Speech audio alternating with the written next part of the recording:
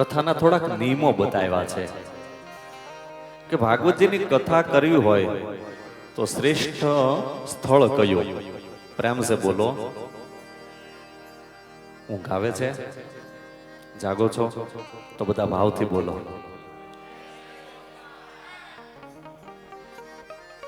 આજે કરતાલના નાદ મને સંભળાય છે એટલે રાસ આપણે પ્રારંભ કરીશું. પરંતુ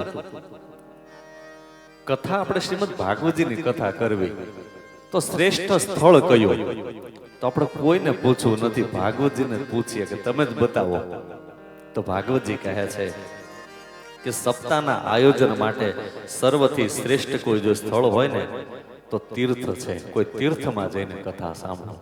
હવે આ જ આયોજન માણિયા પરિવાર આવું સુંદર આયોજન આપણે સુરતમાં જ કઈ રાખ્યું હોય તો આટલી સંખ્યામાં તમે જે આમ બેઠા છો ને એમ ન બેસી શકો. તમારા ફોન પણ શરૂ જ હોય.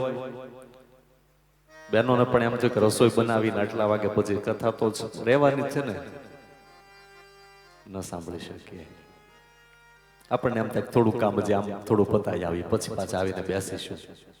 પણ અહીંયા આવી ગયા એટલે ખબર જ છે આપણે કથા સાંભળવાની છે.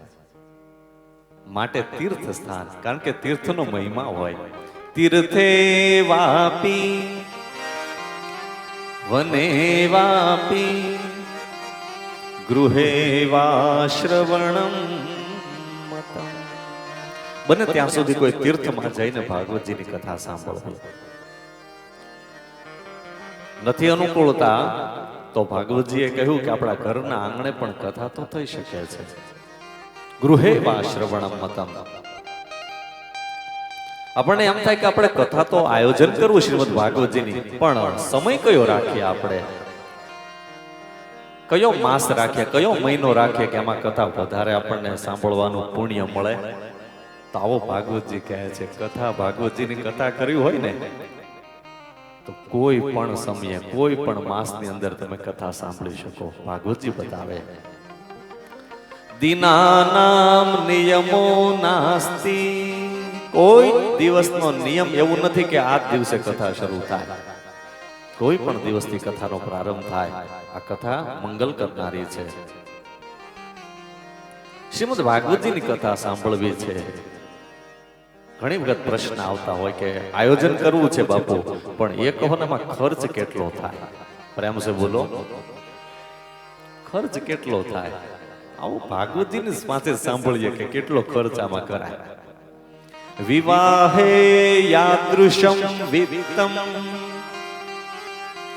તાદૃશમ પરિકલ્પયે.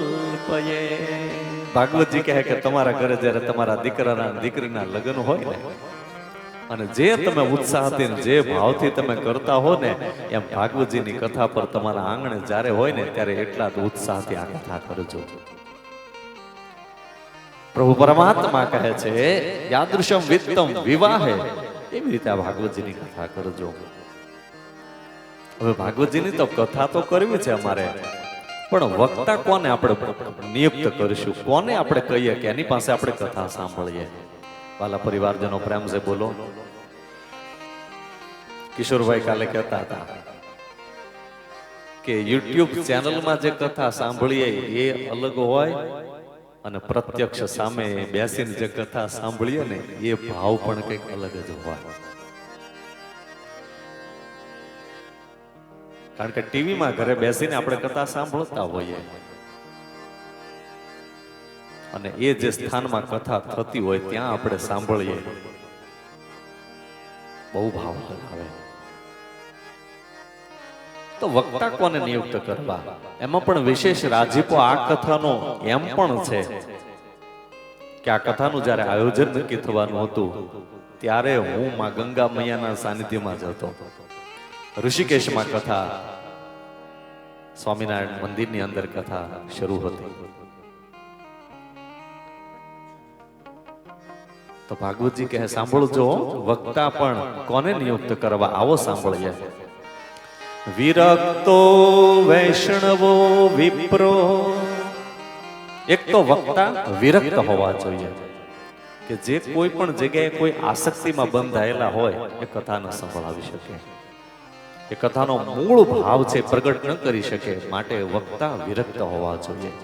બીજું વૈષ્ણવો, વૈષ્ણવ એટલે શું? વૈષ્ણવ એટલે કે જેને ભગવાન નારાયણમાં, ભગવાન વિષ્ણુ પરમાત્મામાં જેને અસીમ શ્રદ્ધા જેને જોડાયેલી છે. વૈષ્ણવ વજન તો તેને કહીએ જે પીડ પર આવી જાણે. એને ભગવાનમાં ભરોસો હોય, અને આ ભરોસો તો એવો છે વાલા પરિવારજનો, ભરોસો કામ બહુ કરે. પ્રેમ સે બોલો. વેદ શાસ્ત્ર વિશુદ્ધિકૃત, કે જેણે વેદ અને શાસ્ત્રનો જેણે અભ્યાસ કર્યો છે, જે ભણ્યા છે, જેણે અભ્યાસ કર્યો છે,